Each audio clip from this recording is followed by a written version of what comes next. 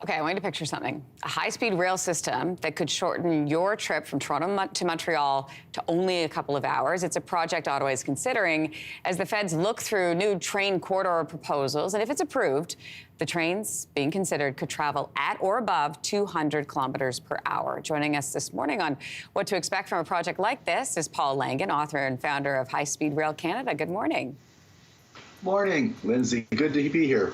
It's great to talk to you about this. I mean, this proposed train network could run more than 1,000 kilometers. We're showing you the proposed route there, so you can see stops Toronto, Peterborough, Ottawa, Laval, Montreal, Trois-Rivières, Quebec City. When could this potentially be a reality? Well, Lindsay, after 30 years, I don't want to be cynical about it, but let's just say perhaps within 10 years. Within 10 years. Okay, so let's talk about how fast these trains could go. Well, that's the good news. Since the government's finally suggesting it's on its own designated corridor, the sky's the limit, really. So 200 would be a minimum, but we could go up to 350 easily in some sections, depending on what route they chose and what company to do it. So let's talk about what that could actually mean for a passenger. So, for example, somebody traveling from Montreal to Toronto, I mean, how long would that trip take? Yeah, that's a great example, because right now you could spend almost 5 hours of your life doing that, but we could get down to at least 3 hours if they went true high speed, down to 2 hours. But I mean, even 3 hours would be a miracle. Wouldn't that be so nice? I mean, obviously you know this, but for us, yes, it would be lovely. Canada is the only G7 nation with no high-speed rail. How would this transform our transportation system? Oh, the quality of life for people. You know what gets me the most is most people don't enjoy flying. They fly because they have to.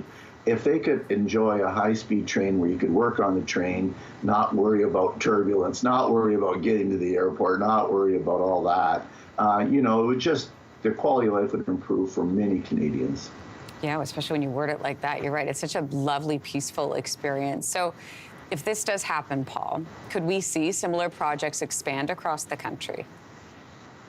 Well, it's a great question, Lindsay, because there is one other corridor between Calgary and Edmonton that they have thought about it for years, and there's really no reason they couldn't do it. It's a flat, easy corridor. So, you know, here's hoping if we get it between Ontario and Quebec that Calgary, Edmonton's next. The premier there, Smith, has actually suggested it, which, again, surprised me, but it's great news.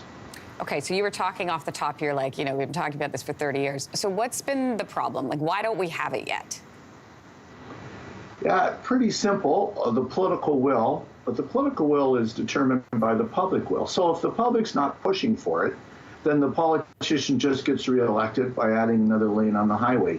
And we have a great example in Ontario real quick. What happened was the Wynne government had suggested, let's have high speed from London, Ontario to Toronto. Nice little chunk, let's start it there. Ford government came in and said, no, we're going to add more lanes on the highway. Of course, that doesn't work. We're going to add another highway. That doesn't work. And now they're even suggesting we're going to build a tunnel under the highway.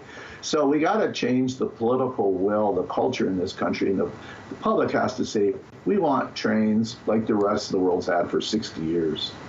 We are approaching a federal election soon. I mean, what could a change at Parliament mean for this project? Well, that one, Lindsay, again, you're asking the great questions. Unfortunately, traditionally, the federal government conservatives have never been positive on high-speed rail. And it's one of those things they like to cut and say, like I said, we're going to put another lane on the highway. So unfortunately, we have no evidence historically that a conservative government would support modern passenger rail. All right, we'll wait and see. You don't sound too hopeful, though, Paul, I have to say. You're like, well, that hasn't happened. Another 10 years, maybe. What's your view?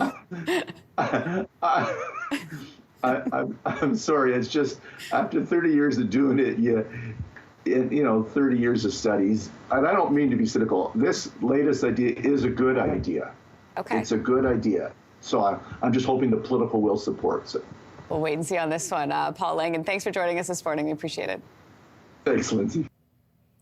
If you liked that video, make sure to subscribe to the Your Morning YouTube feed, where you can find all kinds of new content posted every weekday morning.